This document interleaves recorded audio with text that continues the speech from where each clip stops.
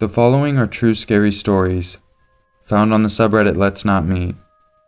I'll have a link in the description below if you would like to read along with me. If you enjoy this video, don't forget to leave a like and subscribe so you can catch all of my future content. Let's begin. This began back in February when I was 18. I've always looked much younger than I really am, thanks to being extremely short and not very curvy. I'm afraid to say that I think my overall childlike appearance is what initially drew him to me. I met him at work. He was a new employee, tall, with a muscular build and tannish skin. I was homeschooled, and as a consequence, I am painfully shy and socially awkward. I have a hard time starting a conversation with anyone, so I kinda just wait for someone else to make the first move, which was what this guy did. He introduced himself as Corey, and we talked about our favorite music genres and bands. Turns out, we liked a lot of the same ones. He seemed like a pretty normal guy overall, and for the next few weeks, things were great. Then, one day, he asked if I had a boyfriend or not. I told him I didn't, and he immediately asked me out. I'm a lesbian, but I live in the South, so I didn't really want to out myself at my job. I politely declined, saying that I wasn't ready for that sort of relationship. But it didn't end there. He began calling me by pet names, such as darling or babe, in spite of my request for him to stop. He sent me a series of uncomfortable emails. The first was him begging me to never stop loving him and to stay with him forever. I again reminded him that we weren't a couple. His response, that he knew that I loved him, followed by 10 more desperate pleas that I never leave him. Feeling thoroughly creeped out by that point, I tried to come up with a way to end it. I started by talking to my boss, but that didn't do any good, as he refused to change either of our schedules, or even talk to Corey about any of my concerns. My attempts to tell Corey I wasn't interested in a romantic relationship just went in one ear and out the other. By now, Corey was starting to open up to me a little more about his life and worldviews. He claimed his father was the leader of an infamous group of criminals that had murdered tons of people. I have no idea if that was actually true or not, but if it was, I guess it would explain a lot. Corey told me that he'd been in trouble with the law before as well, for stalking an elementary school playground and taking pictures of kids. One day, he comes into work really upset. His best friend didn't want to talk to him anymore, because all he ever talked about was me. By then, I had barely been acknowledging him. I'd just been trying to do my job as he talked to me, occasionally nodding when it seemed necessary. The idea that he'd become so preoccupied with me that he was alienating his friends disturbed me. His third reveal was that he was a vampire. He genuinely believed that he was a fantasy creature. He showed me the scars on his wrist, explaining that he cut himself in order to drink his own blood. He then asked me if he could drink some of my blood. I had no fucking idea what to say, and pretty much just stared at him, dumbfounded. Soon after that, something kinda strange happened. I don't really know for sure, and I might be jumping to conclusions now that I know more about this creep, but I think he tried to drug me. I went to my water cup, only to find that it wasn't on the counter where I thought I'd left it. After looking around for a couple of seconds, Corey handed it to me. I thought nothing of it. Working in a kitchen gets hectic, and I figured I'd just forgotten where I'd left it. But shortly after that, I started to feel really off. I was super nauseous and dizzy. I suddenly felt really tired, and I was having trouble holding on to utensils I was using to cook. Corey was now encouraging me to go help him get something from the freezer. I have emetophobia, which is the fear of vomiting, so my first thought was that I was terribly ill and that I was about to throw up at work. I was having trouble speaking, but I told Corey that I couldn't help him because I didn't feel well, and I took off to the bathroom. The idea that I had gotten some sort of stomach flu caused me to have a panic attack. I think that the anxiety attack was the only reason I didn't end up passing out. Again, I don't know if he actually drugged me, but the symptoms I experienced, along with his persistence to get me to come with him to the freezer, seemed to point in that direction. The week after that, I got off work early, so I went to one of my favorite stores in the area. After I'd left, Corey begged to be let off early as well, and followed me into the store without my knowledge. I didn't realize he was there until I noticed a camera flash. He was following me to take pictures of me. I yelled at him to knock it off, and that's when I noticed the book he was looking at. It was a book about life as an LGBT individual. He proceeded to flip his fucking shit, demanding to know if I was gay. I told him it wasn't any of his business what I was. His response was to launch into a jumbled and homophobic rant about how I needed him to cure me. In the middle of it, I started to cry. This guy had harassed me at work for months now, and there he was, acting like I was the sick one. He proceeded to do a 180 faster than the speediest of politicians. He insisted he hadn't meant to upset me, and that I should let him give me a hug to make me feel better. I told him I just wanted him to leave me alone. He didn't. He followed me all through the store. He explained to me that I owed him sex because he'd lost his best friend because of me.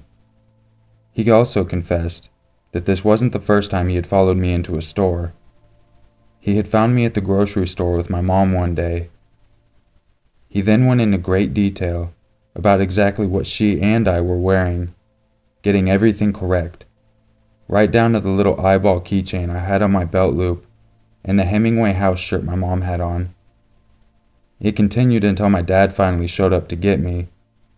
I told my dad about how much Corey had upset me, and my dad tried to cheer me up, but I don't think he really picked up on how scared I was.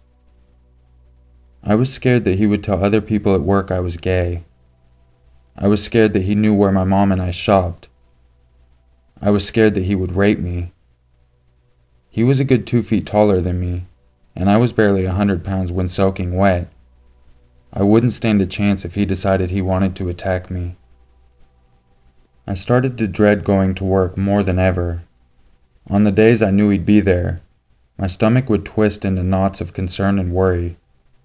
Finally, he didn't show up one day, and another girl who worked there explained to me that he had been fired. He had had a complete meltdown one day and cursed out the boss. But it didn't end there. Over the next couple weeks, when he knew the manager wouldn't be around, he'd come in. He'd just stand at the front counter and stare into the kitchen, watching me. On a few occasions, I saw him holding up his phone, and I'm pretty sure he was taking pictures of me. That lasted a couple of weeks, and then stopped abruptly. Eventually, I found out what happened from one of Corey's relatives, who also worked at that location. Corey was in police custody.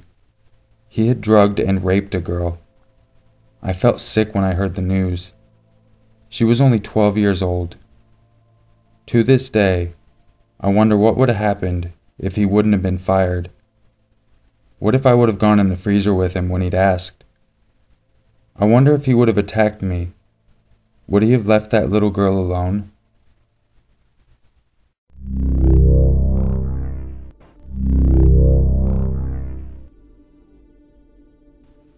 I lived in a house with my mother and my younger sister. It was in a nice neighborhood, with a lot of kids, and the houses were even fairly nice. My sister and I knew the kids next door. Their mom was a lot like ours, but she smoked and had a lot of bad friends and bad ex-boyfriends, my friend's dad.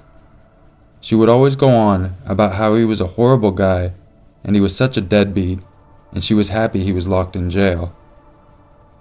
One day the eldest kid was at my friend's house, and since his sister was the same age as mine, I was watching them.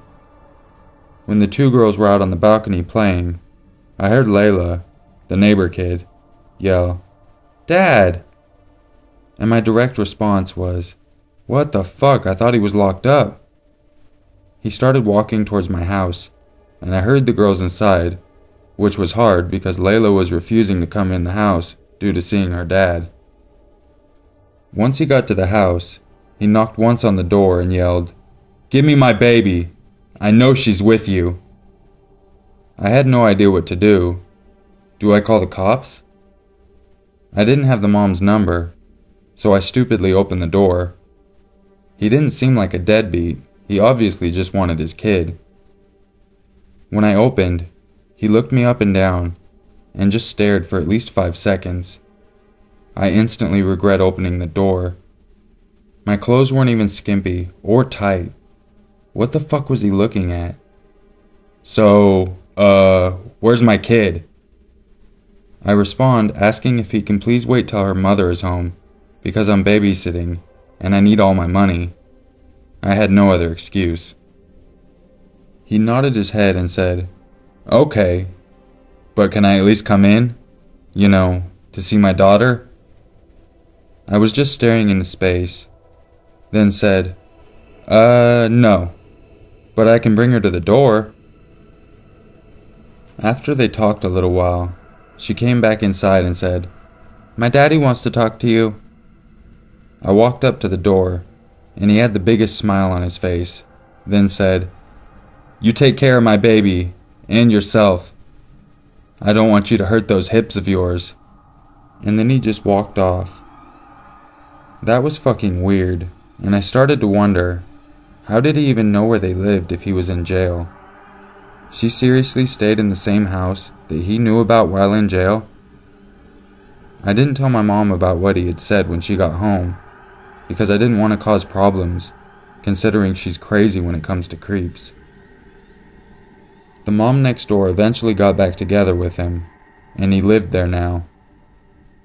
Nothing else creepy happened after that, so I started to forget about it. Fast forward 2.5 weeks later, and my friend's dad is dropping me off one night after work, and we don't have a key card to my gate, so he drops me off at the bottom of the hill by my house and asks me if I'm okay to go up the hill. I told him I was fine, and I started to make my way up the hill. When I was about halfway up, I saw Layla's dad smoking a cigarette by the community dumpster.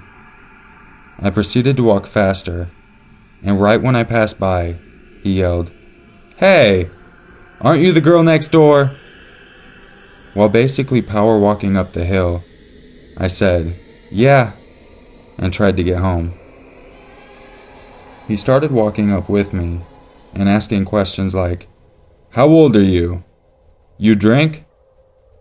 Then I thought, maybe he didn't know I was 15, and even though I didn't look like I was 21, maybe he thought I was at least 18. I said, "I'm 15, sir." He chuckled and asked, "Sir? Okay, I like that. We can try different pet names, though." I kept walking as fast as I could and pulled my shirt down, at least till it covered my ass, and he said, "I can still see it, baby. You can't cover that." I looked back to see how close he was, to see if I could make a run for it. Once I turned around, I noticed he had his hand down his pants. He was playing with himself. Disgusting. Especially since he had a girlfriend who lived right next to me. Like, what the actual fuck? He was only about 5 or 6 feet away from me, so I took my night bag, threw it on my back, and made a run for it. He tried to catch up with me, yelling, "Don't you tell anybody about this! I will get you if you do." It was no use. He was about 40 and on the chunky side. Lucky for me, my house was close, and I started pounding on the door and told my mom everything. She called the cops and told the children's mom. She didn't look surprised. He was on parole already and was taken into custody.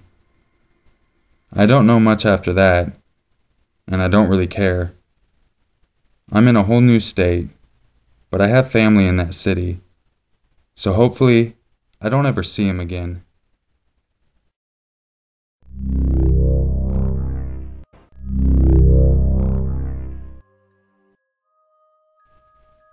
If you enjoyed this video, don't forget to leave a like and subscribe so you can catch all of my future content.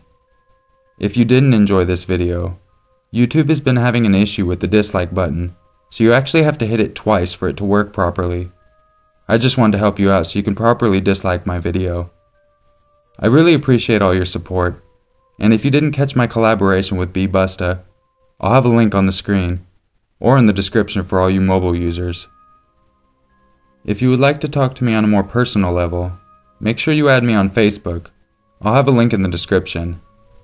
And just remember, it's always scarier if it's true.